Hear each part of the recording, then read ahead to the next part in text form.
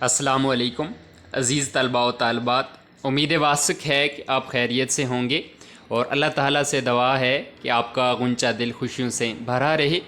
اور آج ہم جو ہیں اس ویڈیو میں بات کرنے والے ہیں مطالعہ پاکستان سال دوم کے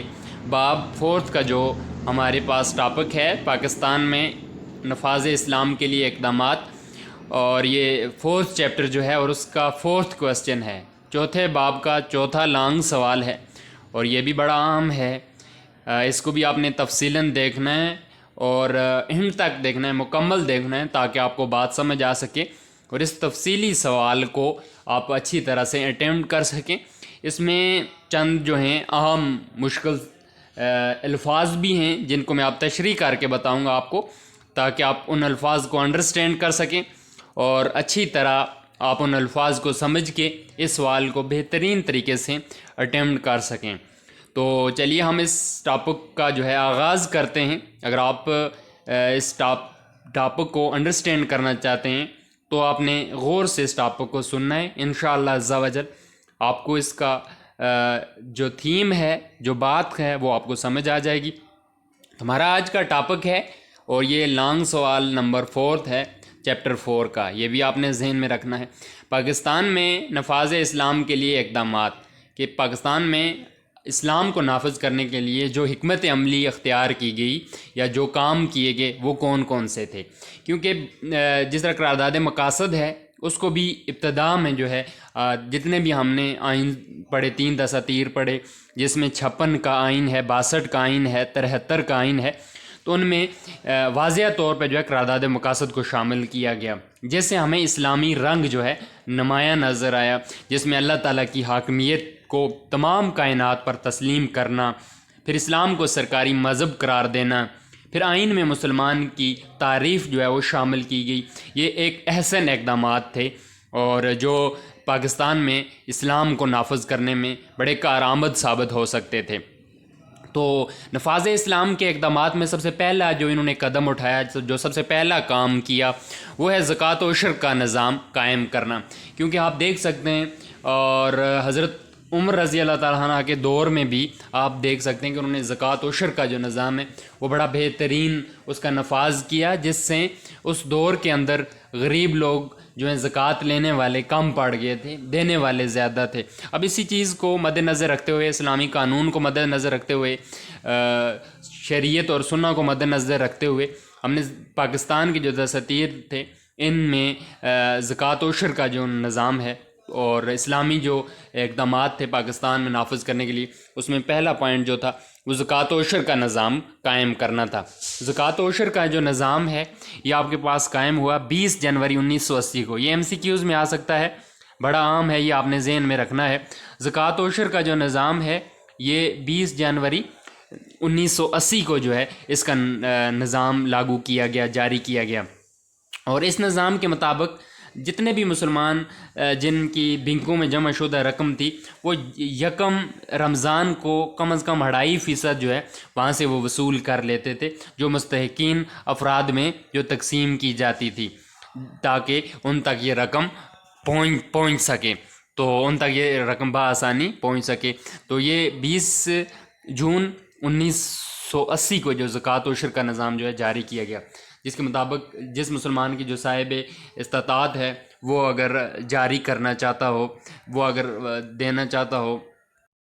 وہ زکوٰۃ دینا چاہتا ہو، تو ہر بینک سے اس کے اثاثوں کی بنیاد پر کم از کم 2.5% جو ہے رقم وصول کر لی جاتی تھی۔ اور زکوٰۃ کی جو یہ رقم تھی یہ مختلف جو زکوٰۃ کونسل سے مستحق افراد تک پہنچا دی جاتی تھی۔ اور پھر اس میں زکوٰۃ و عشر ہے، زکوٰۃ آپ کا جو اثاثہ ہے اس میں سے جتنے اس کی زکوٰۃ بنتی ہے وہ زکوٰۃ آ جاتی ہے، اور عشر کہتے ہیں جو آپ کی زمین سے جو غلہ آپ حاصل کرتے ہیں اس کی بھی زکوٰۃ ہوتی ہے، تو اس کو عشر کہا جاتا ہے۔ زکوٰۃ و عشر کا جو سلسلہ ہے، جو نظام جاری کیا گیا، یہ 20 جنوری 1980 کو کیا گیا، اور اس کے مطابق جس کے اثاثے بینکوں میں ہوتے تھے ان کی 2.5% وصول کی جاتی تھی، اور جن کا غلہ ہوتا تھا جو زمین سے حاصل کرتے تھے اس کی عشر جو ہے وہ بھی وصول کی جاتی تھی۔ اس کا کام جو عشر کا کام جو ہے 1983 میں 1983 میں شروع ہوا، جس کے مطابق سالانہ پیداوار میں سے جو زمین سے آپ حاصل کرتے ہیں اس کی کا 10% آپ کو عشر دینا پڑتا تھا۔ امید ہے یہ آپ کو ٹرم آپ کو سمجھ آ گئی ہوگی زکوٰۃ و عشر کی۔ عشر وہ ہوتا ہے جو زمین سے پیداوار حاصل کی جاتی ہے، اس کا جو ہے آپ 10% عشر ادا کریں گے۔ یہ عشر کا جو نظام جاری کیا گیا یہ 1983 میں جاری کیا گیا۔ پھر اس کے بعد ہمارے پاس دوسرا پوائنٹ ہے جو ہے شرعی حدود کا نفاذ۔ تو جو اسلام پاکستان میں جو نفاذ اسلام کے لیے اقدامات کیے گئے، اس میں شرعی حدود کا نفاذ کہ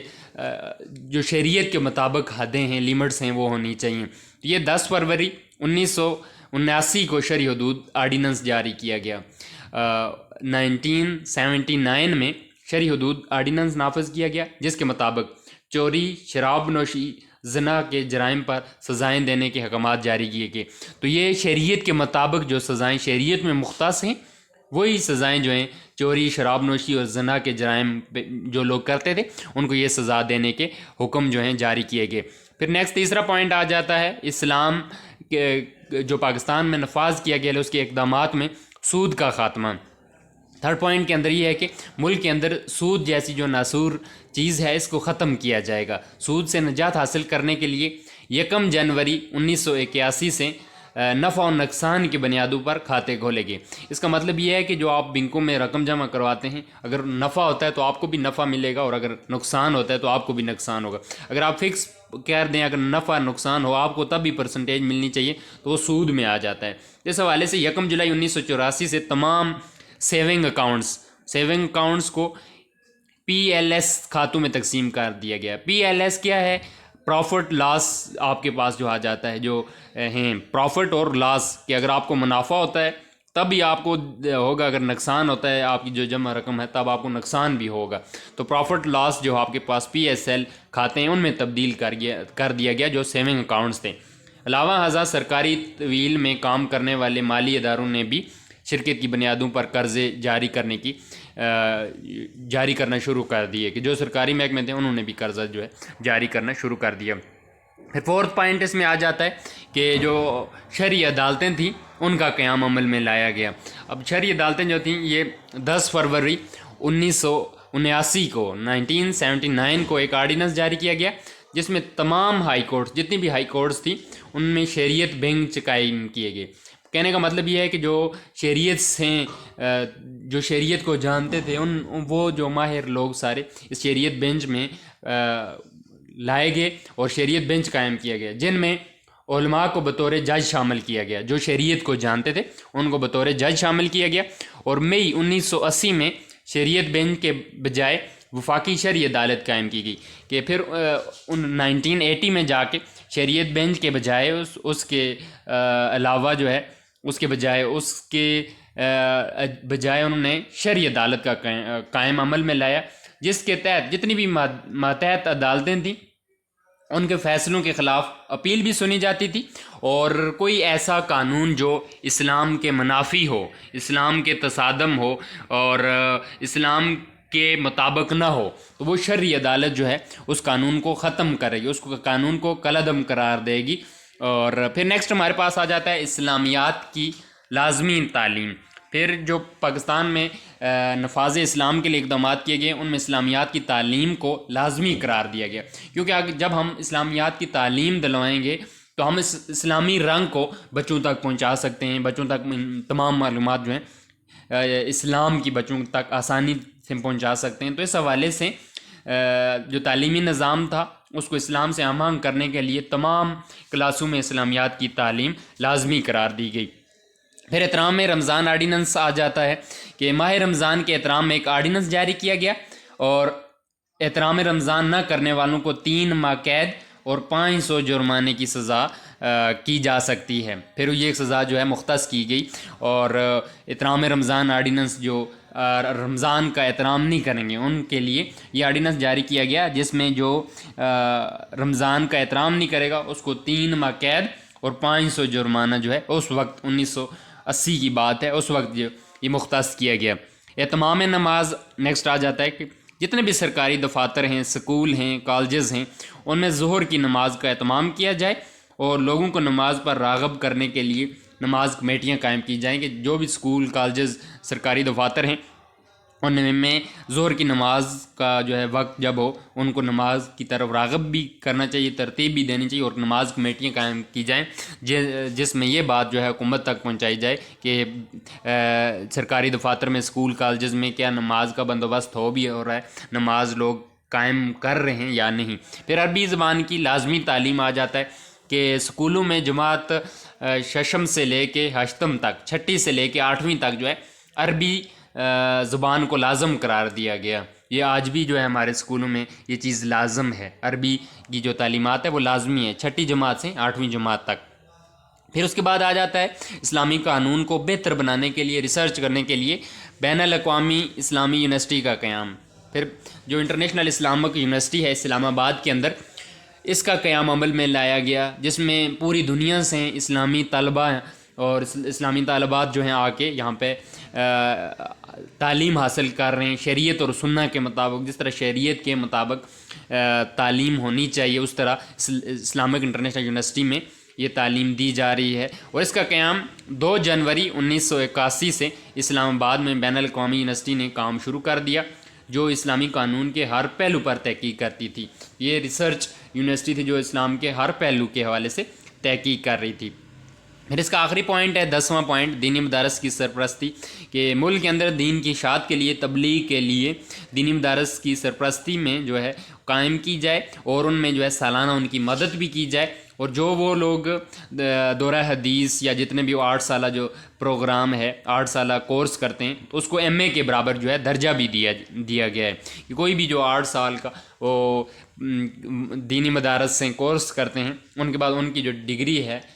وہ MA کے برابر ہوتی ہیں, MA کے ایکول ان کو درجہ دیا گیا ہے. اب یہ اسلامی قانون جو ہے نافذ کرنے میں پاکستان میں جو مشکلات پیش آئیں وہ مشکلات کیا تھیں؟ جو ہم اسلامی قانون نافذ کرنا تھا اس میں کون سی مشکلات جو ہیں پاکستان میں فیس کرنا پڑی؟ اس میں یہ تھا کہ پاکستان آزاد ہونے سے پہلے یہاں پہ انگریزوں کی حکومت تھی اور انگریزی طرز زندگی جو لوگوں کی بنی تھی, انگریزی قانون جو بنے ہوئے تھے ان کو ترک کرنا تھوڑا مشکل تھا. تو اس کو ترک کرنے کے لیے بعض جو لوگ ہیں وہ تیار نہیں ہو رہے تھے. تو ملک میں ایک ہمارا ایسا طبقہ تھا جو ملک کو سیکولر ریاست بنانے کی کوشش میں تھا, اور ان افراد کی یہ جو ریشو تھی ان کی بدولت اسلامی قانون کو نافذ کرنے میں تھوڑی سی مشکلات کا سامنا پیش ہوا, جس سے عوام الناس نے بھرپور جو ہے اس پہ کوشش بھی کی. اور یہ چند جو ہیں مشکلات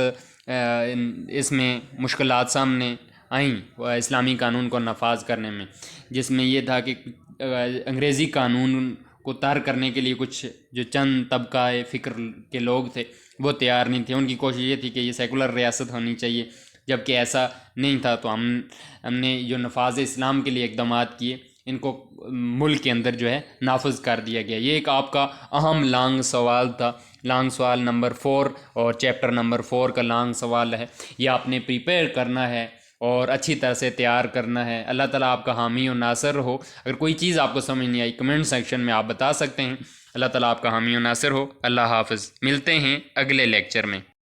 Subscribe to our channel, clicking subscribe button and bell icon.